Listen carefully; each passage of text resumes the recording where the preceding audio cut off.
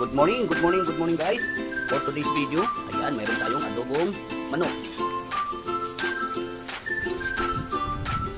Ayan guys, luto na yung ating adobong manok.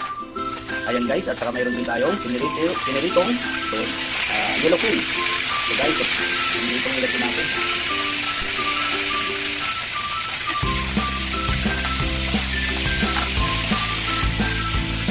Ayan, at meron din tayong pakbit. Ayan yung ulam natin today. May pakbit din tayo. Ayan, pinita ko lang sa bawang sibuyas at saka kaunting karne ng baboy. Ayan guys. After 25 minutes, luto na to. Kasi kalalagay ko lang ng ating gulay. Dahil kararating na natin, galing bikutan. Namalingkit pa tayo guys. Ayan, bago tayo magluto, mamalingkit muna tayo. 3 o'clock in the morning, nasa bikutan na tayo, bikutan market. So guys, maraming salamat po sa lahat ng mga walang sawang papanood sa ating mga video.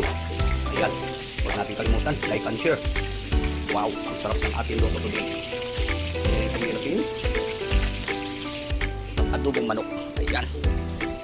Thank you guys. God bless you all.